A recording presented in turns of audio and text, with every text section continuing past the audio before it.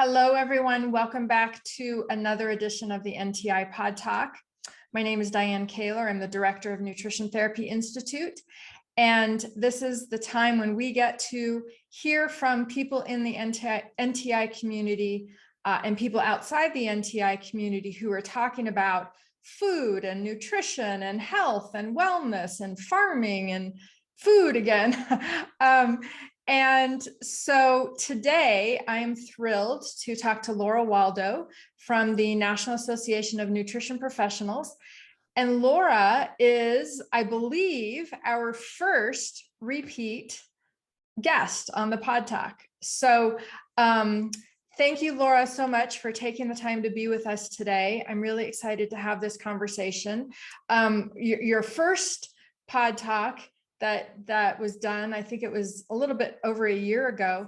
That's still one of our most listened to, most downloaded PodTalks. So very popular. This topic, which we will talk about, is very popular, certainly within our immediate community of students and graduates. So thank you so much for taking the time to be here today. Thank you so much. I'm thrilled to be here. I'm glad to hear that the first PodTalk is popular. Let's hope that this one is even more popular. Yes, well, I hope so too. And I'm sure it will be. So first of all, I mentioned that you're with the NANP, the National Association of Nutrition Professionals. You are specifically I think you are the only person in the Legislative Affairs Division of the NANP. Can you talk about what the Legislative Affairs Division is and what you do within the context of being at the NANP? Absolutely. Yes, I am the only legislative affairs specialist at the NANP. However, I could not do my job without the support of our member schools, without the support of the students and the graduates, and my incredible supportive team at the NANP. So what I try to do is work with our legislators at the state and federal level to educate them about our practitioners, our education, what we do, and most importantly, what we do not do. Mm-hmm. This is key to our success. I build teams of advocates when there's a need. As we see pending legislation, I'm going to contact people in that state to let them know about the legislation and put it into English and not legalese. Mm-hmm. And work with them to make sure that the legislation does not pass, or if it does pass, to pass without affecting our ability to work mm-hmm. in that state. I also work one-on-one, providing consultations to our members. So for instance, if somebody says, well, I'm working on redesigning my website, but can I say this, or can I have a photo of that? Then we'll work through it one-on-one, and I'll say, no, let's tweak this word, let's do this. And the same goes for the laws. When somebody's not sure if they're really within their scope of practice, I'll set up a consultation and we'll walk through it and discuss it and make sure that everybody's staying in their lane. Yeah, absolutely. And that is so important. And I just want to point out, for those of you who are maybe prospective students, or just a reminder to current students, as a student of NTI, all of our students get membership, 1-year student membership in the NANP, and have access to you and getting your advice and consult during that membership. So I just want to remind you that we do that. So to the listeners. Yeah, absolutely. So please, when you're a student, call, write, email, and make use of all of the wonderful resources that we've got on our website. Mm-hmm. Yeah, absolutely. All right. So you talked about how you work with legislators and different states. So can you talk about any kind of recent wins for holistic nutrition practitioners, in states where you had been working and had a positive outcome from your efforts? Absolutely. I would love to say that all of our legislation passed through the legislature this year. It did not. It is not a 1 year, get it in, get it out kind of thing. It typically takes 2, 3, 4 years to pass legislation. That doesn't mean that I'm going to give up. It just means that we're going to do it again next year and the year after if need be. But we did have some very big wins this year. There was anti-competitive legislation in multiple states. Nebraska, which is exclusive scope of practice at this point, but it would have even tightened what we would be allowed to do. There was, and still active legislation in Pennsylvania and Michigan, but I am working with the legislators there to make sure that if these bills do pass, it will not impact our ability to work with individuals or groups of people. And we also had the passage of a bill in Illinois, which has now opened up the ability for holistic nutrition professionals to work where they once could not work at all. Right. A very tight exclusive scope of practice state. We will now be able to work within our scope of practice with the caveat, and not a pleasant one, we cannot individualize meal plans for our clients, but we will be able to work. We will be able to make an impact with what we do and how we help individuals or groups of people. And the other big win was Mississippi. The Justice Institute, the Mississippi Justice Institute had filed a suit in 2020, and the Department of Health and Human Services there realized that what that suit meant would be something that would be beneficial to the state. So holistic nutrition professionals may now work in the state of Mississippi within our scope of practice. So I've said scope of practice probably 6 times since we started. What is our scope of practice? Yes, We are great not question. going to diagnose. We will not treat. We will not cure. We don't heal. We do not prescribe, prevent, or mitigate, or manage any disease state. And that is our scope of practice. So if we are working within our scope and we see a client and we know that they've got a disease that is outside of our scope, we need to defer and refer. And that way we're staying in our lane and we're doing the best thing that we can for our client. So one word, to add to the list of terminology that is not acceptable for holistic nutrition professionals, another word that kind of people ask about is reverse. And I assume that we can't use the word reverse in terms of reversing symptoms or reversing disease, correct? That is correct. That would be outside of our scope of practice. Okay. One way to think about this, folks, is if there is an ICD-10 code for a word, it's outside of your scope of practice. So always kind of think in that sense, am I reversing type 2 diabetes? No, you're not. You're supporting your client through a nutrient-dense whole food diet and herbs and supplements to manage their care. One word or one phrase that I always use is support optimal wellness. And that is just ingrained in my vocabulary. And that's something that people hear me saying a lot is support optimal wellness. So absolutely. It's a perfect term to describe who we are and what we do, because that is our goal, to support our clients in their health and wellness goals. Yeah. All right. So you talked about recent wins. What are some current legislative actions that you're working on right now? The majority of the legislative session has ended. So really the only two bills that are still active are in the state of Pennsylvania and in the state of Michigan. Their sessions run late and do not end until the end of the year. So I'm going to continue focusing on those states until that bill language is changed and or that bill is what they call sine die, which means it didn't pass. So that's my goal.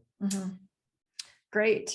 Awesome. So what is the bill that you're trying to alter or maybe prevent from passing? Can you talk about that in these two states? Yeah, the bill language itself will expand in some sense what we can do, but currently there are no laws and restrictions in either Pennsylvania or Michigan. Okay. So those are our no law certification states, very similar to Arizona, California, Colorado. So we really don't want to lose ground there. Yeah. So that's why I'm working diligently to prevent any passage. Okay, gotcha. So what kind of data, what kind of evidence do you use when you're talking to state legislatures that are, the substantiation for the need to keep practice laws open for holistic nutrition professionals? I think mostly what I try to do is educate our legislators about who we are, about our education, the depth and breadth of our knowledge, that we're not going to harm their constituents. I explained that, we are on par with continuing education and we know our scope of practice. If you're board certified, you're obviously having to meet the requirements that the dietitians have to meet with continuing education. We talk about things that are important to their constituents, such as the rise in obesity, the rise in diabetes, type 2 diabetes. These are all wellness lifestyle diseases, and this is where we shine. So there are not enough dietitians, there are not enough CNS nutritionists to go around. I explained that, we can help people get back into the kitchen. We can connect them with their farmers and teach them how to read these food labels so that they're making immediate changes and it's not costing the state billions of dollars each year. That's right. Yeah, because these chronic diseases that are so prevalent, I know, the statistics, 88% of the American population has poor metabolic health. And so these chronic conditions contribute massively to, state healthcare costs and federal healthcare costs. So it can only benefit the constituents if the more education, the more information they get to make better choices, to make, to have well-informed decisions about their food choices, about their lifestyle choices, et cetera. So. Exactly. And so many of them are just in awe that, what do you mean you can't do that? That's illegal. It's a misdemeanor. I didn't know that. So they just get so excited because it is a misdemeanor in many states to either use it, the protected title, or to go into depth about food and nutrition. Well, and that's so interesting that you say that legislators don't know that in their state, potentially, that just giving nutrition advice has some sort of legality around it. And as you say, in some cases can be a misdemeanor. So that's awesome that you are educating. Is due to a lack of education or lack of knowledge. So, I'm thrilled that you and the NANP in support of you is providing this education to the legislatures. It's my pleasure. I love to do it. I love to see the the look of shock on their face. Yeah, absolutely. So, so you've mentioned a couple of things, a couple of terminology. So can you just remind our listeners what the 3 legislative classifications are that really dictate the ability of nutrition professionals to practice in specific states? Absolutely. We've got it narrowed down to 3, but the lines are starting to become blurry with some of the legislation that was passed this year, some of the legislation that was passed last year. The A&D is certainly keeping me on my toes, but we break it down into exclusive scope of practice state, title protection, and no law or certification. So going back to the beginning, exclusive scope of practice is the most difficult for us to work in effectively, and that would be our states like North Dakota, South Dakota, Kansas, Georgia. These have a very, very limited scope of practice. You may not individualize, you may not provide meal plans. You've got to be very careful about the title, what you refer to yourself as. And in these states, you must be only providing general nutrition information to your clients to remain within the scope of practice. So that's going to be, information that you find on PubMed. That's going to be information that's in a book or a podcast. And you're going to want to document very carefully and have very strong disclaimers and waivers. So that is kind of the general flavor of those exclusive scope of practice states.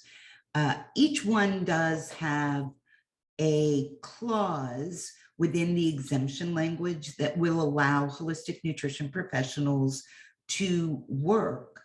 But some states say you must work with a licensed practitioner as a W-2 employee. Other states will say you can't individualize a meal plan, but you can talk about food or food products or work in a health food store. So that's kind of the flavor of our exclusive scope state. Our title protection, as the name implies, protects the titles of dietitian, licensed dietitian, registered dietitian, nutritionist, licensed nutritionist, the list goes on and on. It's specific for each state. So I'm going to remind your listeners to look at your state law on the NANP website. Those are all updated and it will list out all of the exemptions and all of the protected titles. So we never want to use a protected title. We're going to use the title which we earned when we graduated from school. That is who you are, unless you further your education and get another title.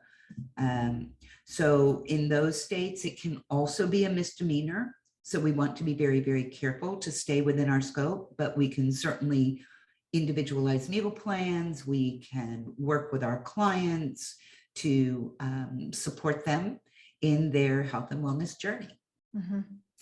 And then we have our wonderful no law certification states, such as Pennsylvania, Michigan, where the law had been repealed. The Dietetics Practice Act had been repealed in 2014. We have Colorado, Arizona, California, pretty much the West Coast, and many of our states like Maine and Virginia. So these are our no law certification states, and we can just work with our clients as needed, as long as we're within our scope of practice. Yeah. Always the scope of practice needs to be. Always. Yeah. Yes. Yeah. So one thing I want to go back to when you were mentioning title protection, something that we really try to emphasize, drill into our students is not to call yourself a nutritionist. Even if you are in a no law certification state, we always want our students and our grads to be calling themselves, certainly their title, nutrition therapist master.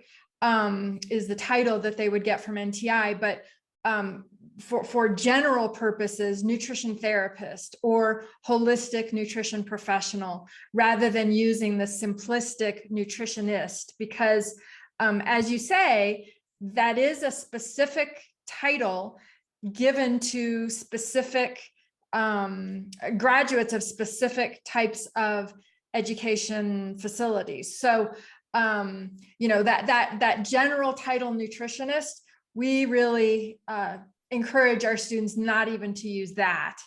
Absolutely. Yeah. It's important not to. We're seeing it in more and more legislation. Mm-hmm. The Academy of Nutrition and Dietetics is working with the American Nutrition Association, which is the group that handles our nutritionists. And a nutritionist has their master's or PhD in human nutrition, biological nutrition, and they've graduated from a very small number of regionally accredited schools. They've got 1,500 supervised hours, and they sit for their board exam to become a certified nutrition specialist. So I really do appreciate you letting students know, do not call yourself a nutritionist. As I said, we are seeing this in more and more states, and I get more complaints from CNS, certified nutrition specialists, about our practitioners practicing and using the title nutritionist, which is distressing for them. So, you know, I'm going to have to investigate that and contact that person and say, no, use the title that you graduated with. So we are definitely seeing an uptick in complaints. So please do use your title. It's a wonderful title, and it shows that you've gotten an excellent and deep education through NTI. Yeah, absolutely. So just one more time, can you mention those two organizations, the AND and the ANA? Tell us again what they are and what their members are called. Sure. The AND is the Academy of Nutrition and Dietetics. Okay. And they are the body for all the dietitians across the United States and the territories.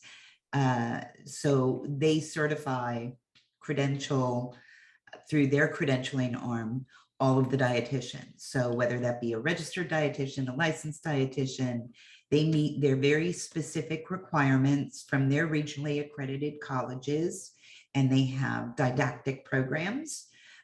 They also have to do their supervised hours, and their rules are changing in 2023, I believe.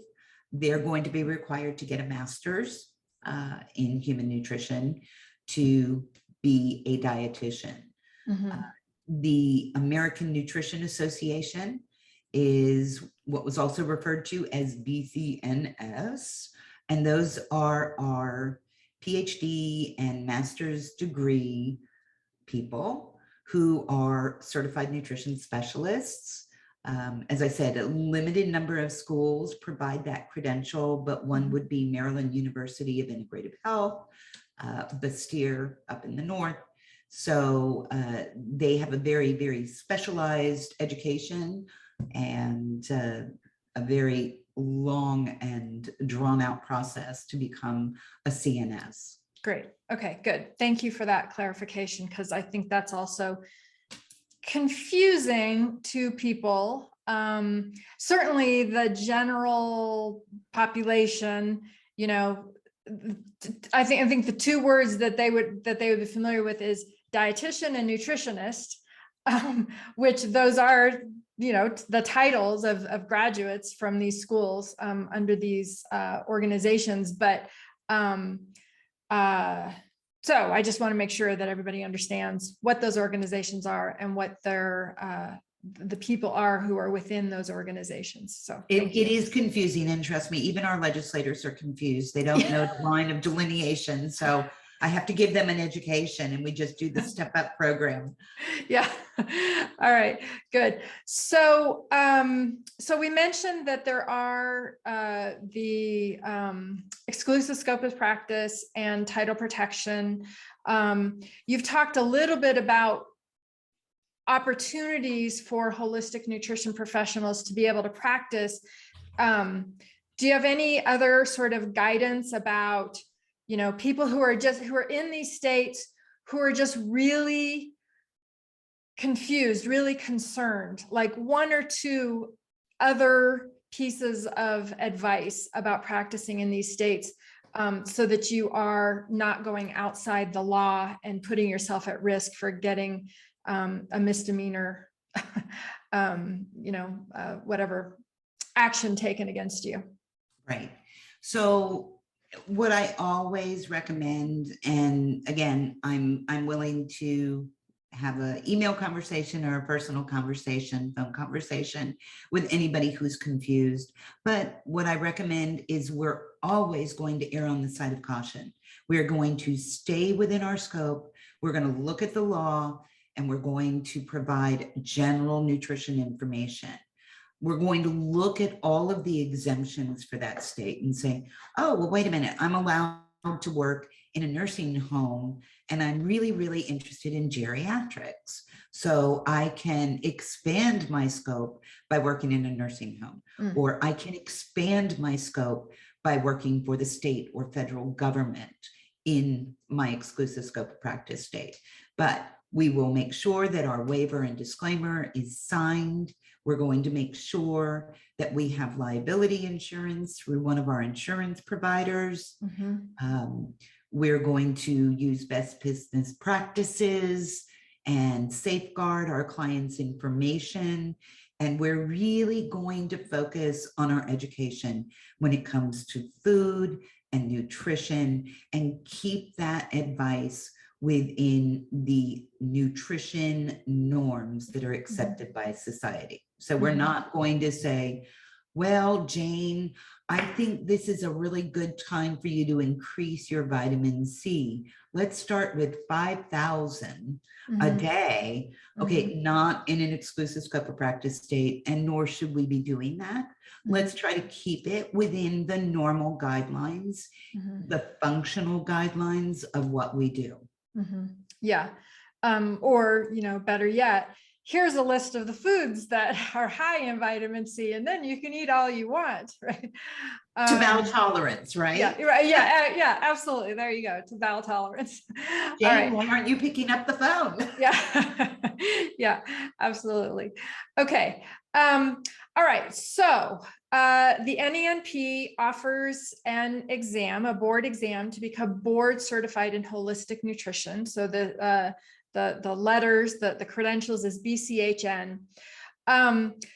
Does being board certified provide or open up the opportunity to practice in more restrictive states? And can you talk about kind of how to, certainly, so here, let me just say, we recommend all of our graduates go on to take the board certification exam and become board certified. And there are many benefits to becoming board certified, but is there a way to optimize the benefits of being board certified to open up your ability to practice in some of the more restrictive states? Yes and no. Okay, so good. Let's go through what that really looks like and what that really means for our practitioners. Perfect. So, board certified in holistic nutrition, if your state is protecting those titles and you're no longer allowed to use it, because it is federally trademarked, you will still be able to refer to yourself on your business card as Jane Doe, board certified in holistic nutrition, or Jane Doe BCHN with the little R in the circle, trademark. What does that look like? It doesn't give you a pathway to licensure. So there is no state that is going to license somebody who's board certified in holistic nutrition. What I can say is in one state, and I can't tell you which state, legislators were so impressed with what BCHN stood for that they wanted to include that in the title for licensure. It was something that they toyed with, and they said, you know, they went back and forth, and but they really felt that that credential stood for who we were and our professionalism. So that's always a positive thing to look at when our legislators are saying, you are far above what we thought you were. The other thing that it is doing is becoming more and more recognized within the medical profession. There are doctors and naturopaths and chiropractors and holistic dentists who recognize the BCHN, and they say, oh, I want to talk to you. I'd like to bring you in for an interview because you're BCHN. So that means you align with everything that I believe in. You're not just somebody who took a 2-week course. Yes. As the dietitians like to proclaim. Yes. We did not take a 2-week course. We are well versed. And so that's making a big difference. Yeah. Okay. So I want to just go back to one thing, because you said something, but I want to clarify. And correct me if I'm wrong. So I'm going to try to come at this from the way I understand it. So correct me if I'm wrong. So in states that are title protection states, the way they protect the titles of nutritionist and dietitian and some others is that they write into their legislation restriction of use of other titles. And that restriction of use of those other titles can include, and often does include, the typical titles that many of the holistic nutrition training schools provide. Purposefully, they purposefully know what the titles are, and they write those titles into the law that restricts the use of those titles. And that's how they preserve the title protection for nutritionist and dietitian. Am I right so far? That is absolutely correct. This started with a template in 2019 in New Jersey. The titles were called out. We believe that it was from those who provided testimony to the legislator. And unfortunately, that bill did pass. It does not prevent holistic nutrition professionals from working in the state of New Jersey, but it does prevent them from using those titles. Yes. So when that law passed, there were a lot of holistic nutrition professionals who were absolutely panicked. They were caught off guard, and they were like, well, what do I call myself? What am I going to do? I can still work, but I can't use my title. Those who were BCHN, of course, were allowed to continue to use that title. And the reason why you can still use BCHN is because BCHN is federally trademarked. And it is not just a title, it is an actual credential. Gotcha. So that is why it can continue to be used. Okay, love it. All right, good. Thank you for that. Very. I know it's confusing, so but I'm always here if you've got questions. Yeah. Okay. Good. So another topic that is very relevant, certainly for the times, but also relevant because you know, we all have become used to doing things online. So can you talk about and provide some guidance about providing telehealth nutrition guidance, particularly in terms of going across state lines, because this is a very confusing area where people don't realize potentially that they could be doing something that can get them into trouble. And so can you talk about how this works? Yes, and it is a very slippery slope, excuse me. Yes. So When we're talking about telehealth and telepractice, we're talking about working over state lines or working remotely with our client or patient. And the key is patient. So there are no federally regulated telehealth laws, just like there are no federally regulated dietetics practice acts at this point. These are done at the state level. So each state decides who and who should not provide telehealth services. So technically, when we say the word telehealth, we're talking about the practice of providing services by licensed medical professionals. Yeah.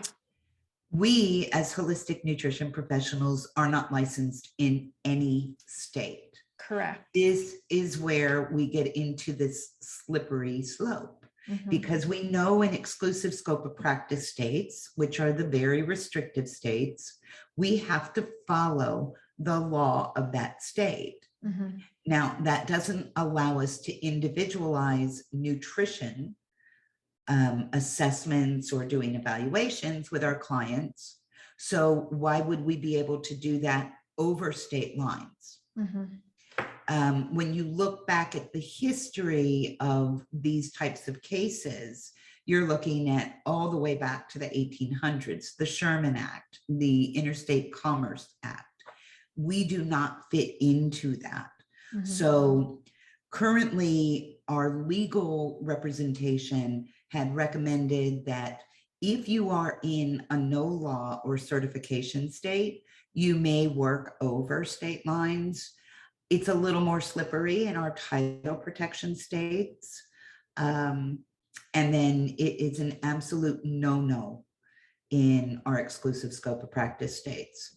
I am continuing to work with our legislators to expand this absolute necessary ability for us, because we do have people who are in remote areas and we do need to work with them. So this is one of the challenges, but for now I'm saying err on the side of caution. Look at your state laws through the NANP website. And we're going to continue to plug at this. So we know that in Colorado and California and all of our no law certification states, we are okay to practice over state lines. I would recommend that every practitioner have a very strong waiver and disclaimer on your paperwork that says, I am not a doctor. You should see a doctor. If you feel that this client is inappropriate, refer them to another practitioner in that state, refer them to a licensed medical provider. Yeah.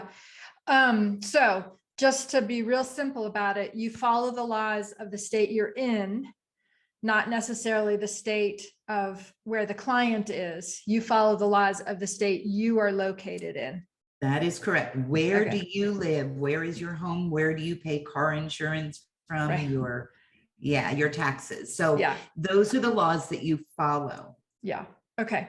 All right. And then you mentioned earlier, the differentiation really has to do with what the receiver of the information is called. And it refers to patients. And of course, that is, not a term that we would be using for the receivers of our information. Our people are clients. They are not patients. We should never be calling our clients patients, because only licensed medical practitioners have patients. So just, clarification for everybody listening. Don't call the receivers of your knowledge and your education, don't call them patients. They are clients. And that brings us back to scope of practice and terminology and all those kinds of things, staying in your lane. Absolutely. Absolutely. And I know this is very disheartening. There are a couple other states, along with the no law certification states, where we do have the ability to provide telehealth services or work with clients remotely, I should say. Yeah. And those are North Carolina and of course in Missouri. We got approval last year when we had that bill passed and it's now law. So our practitioners in Missouri are also allowed to provide services over the state line. Great. Okay. So you bring up a good point. You know, I've been calling it telehealth and we shouldn't really call it telehealth. We should, and I like you said, telenutrition. That doesn't flow as easily, but if we think about it using different vocabulary, it can help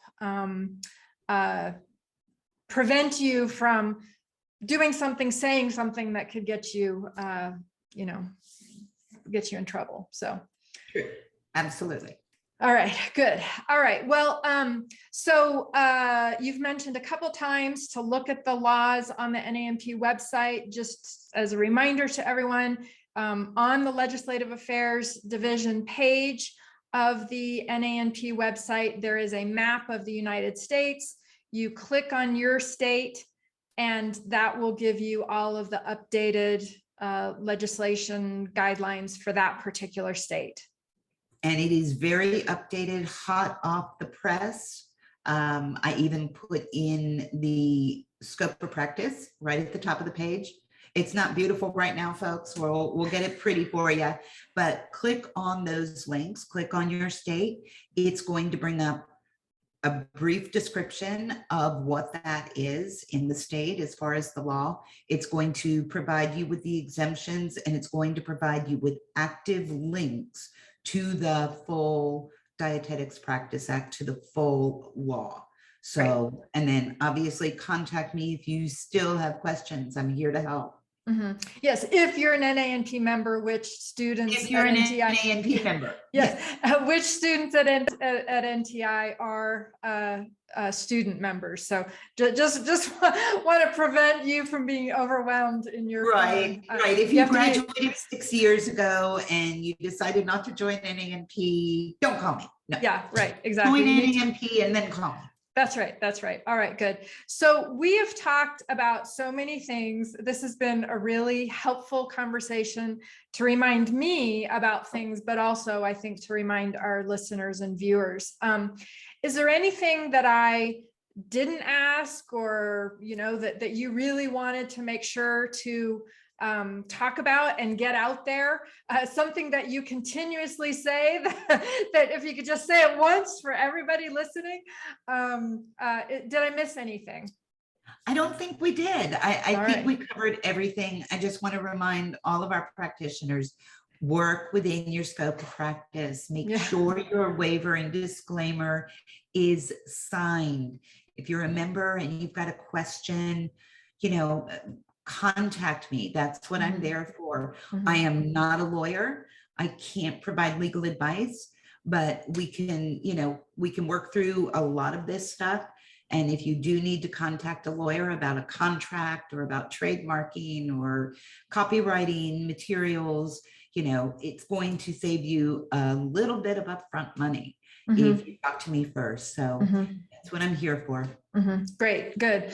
And just, for prospective students or current students who have yet to get to the course in our program, we do go through all of the scope of practice guidelines in the course called Nutrition Therapy and Practice. So we go through all the scope of practice. We go through the differences between title protection, et cetera. So all that is included in our course, but this is, great to have another way to access this information and hear it directly from you, because what's in our course is me interpreting the information from you. So it's great to get it directly from you. And I am so pleased that that you took the time today. I love talking to you. Always makes me feel really good to talk to you and hear about all the things you're doing to support this field of holistic nutrition, because as you know, And likely, as everyone knows who's listening to this is such a needed service that we provide to people. People don't know that food matters. They don't know that their food choices are impacting their health outcomes.